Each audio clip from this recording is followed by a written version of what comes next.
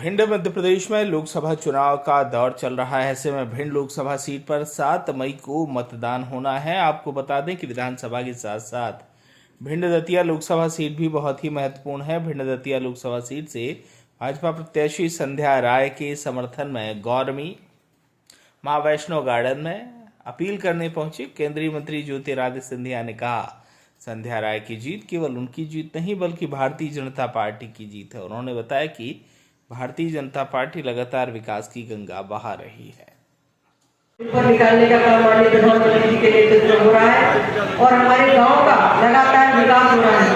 अगर विकास की दृष्टि से, लोकसभा की दृष्टि से बात करूं तो तमाम ऐसे बड़े कार्य लोकसभा में हुए हैं जो लगभग लोकसभा की दृष्टि से विभिन्न मुद्दों को लेकर मैंने बात भी रखी, वो लगभग पूरे भी हुए हैं, लेकिन अभी हमें कहीं आगे दिखे नहीं है। लेकिन आने वाले समय में वो सारे काम जमीन पर भी रहेंगे, चाहे मेडिकल कॉलेज हो, चाहे भिंड से इटावा मार्ग हो, चाहे हमारे रेलवे स्टेशनों का बहुत तेजी से विकास चल रहा हो, चाहे एयरपोर्ट का काम हो, दतिया का, इस तरह लगातार बड़े कार्य भी हुए हैं और प्रत्येक हमारा गाँव का प्रत्येक घर विकास से जुड़ा है।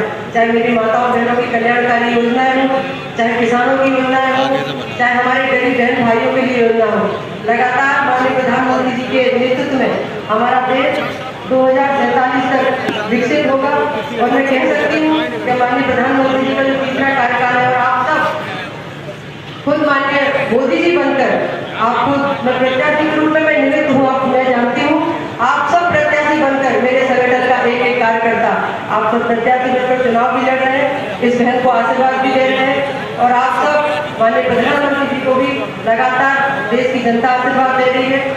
मैं आप सबके माध्यम से यही कहूंगी कि आप सब माननीय प्रधानमंत्री जी के नेतृत्व में जिस तरह हम देख रहे हैं हमारा देश प्रगति के पथ पर अग्रसर है और आने वाले समय में हमारा देश विश्व गुरु बनेगा और हमारा देश विश्व का नेतृत्व भी करेगा। और ग्वालियर से भिंड की रेल ट्रैक शुरू, 150 वर्ष पूर्व रेल की सुविधा हमारे भिंड में आई।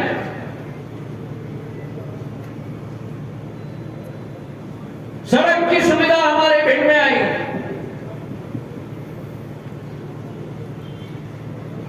माधव महाराज की दिल की धड़कन सदैव अन्नदाता होते थे। कभी किसान शब्द का इस्तेमाल नहीं करते, सदैव अन्नदाता का शब्द इस्तेमाल करते थे। और एक एक भिंड में जो तालाब बने हैं, सिंचाई की योजना बनी है, आज भी 150 वर्ष पुराना अमृत जो बनाया गया था माधव महाराज का, उसी से उस अमृत की सिंचाई मेरे एक एक अन्नदाता की खेत की होती है। मेरे भाइयों,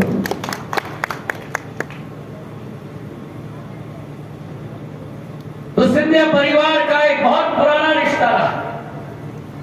मेरे पूज्य पिताजी में जब इस क्षेत्र का बरदस्त और आशीर्वाद उनके साथ रहा,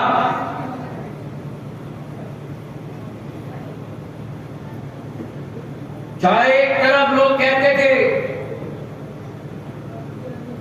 जब उन्होंने समूचे अंचल की विकास की परिकल्पना की, गुना इटावा रेलवे लाइन की मांग की गई थी, सबने कहा था सपना है, संभव ही नहीं हो सकता। सिंधिया जी ख्वाब दिखा रहे हैं। रेल मंत्री बने तो पहले बजट में गुना इटावा रेलवे लाइन मंजूर करवाया।